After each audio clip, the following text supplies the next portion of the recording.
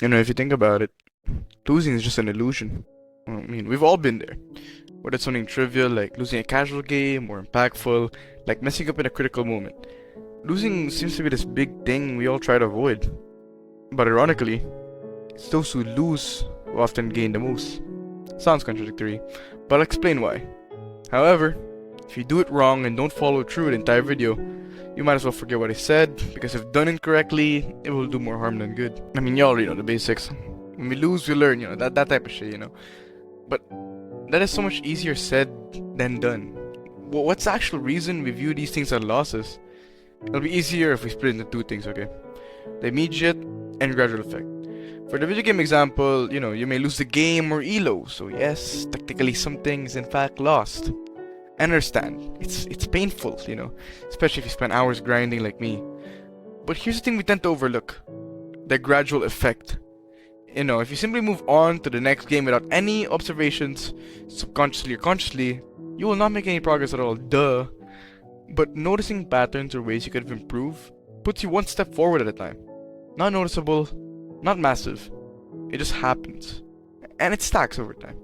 But once again, it's something you can't just say. You actually have to do it. Let's have two guys, for example, okay? So one person decides to dedicate all his time for formulating the perfect roadmap to getting good at something for months on end, without at least, getting started with the basics already. Then another guy, he watches one guide and immediately starts applying it. Yes, he will lose. Yes, he will even be criticized for looking stupid.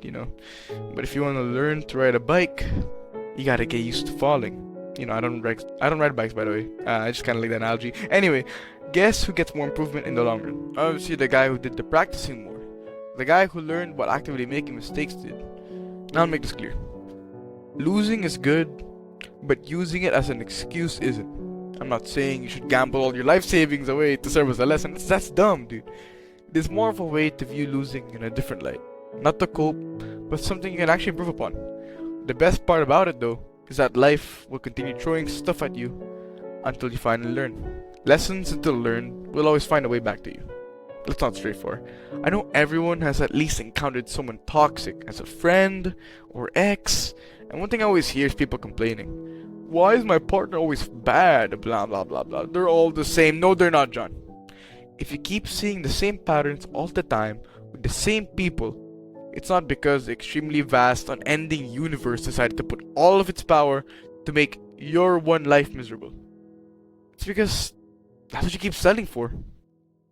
Some problems you have in life may just be your own doing indirectly, because you are the only common denominator there. So you might be asking, what does this random small YouTuber want you to do to actually fix his mindset? Well, simple. Before you start anything like a skill or meeting new people, don't expect to excel in it. Don't expect to be sunshines and rainbows. Do not base whatever you're doing by the outcome. Just, well, get good at it. Obviously, yeah. Obviously, make tweaks and adjustments. And it is okay to research or, watch other people do it as well. But don't make the mistake of spending most of your time in that stage and not actually progressing and doing anything. And that's all. That's about it. Thanks for listening to my rant, friends.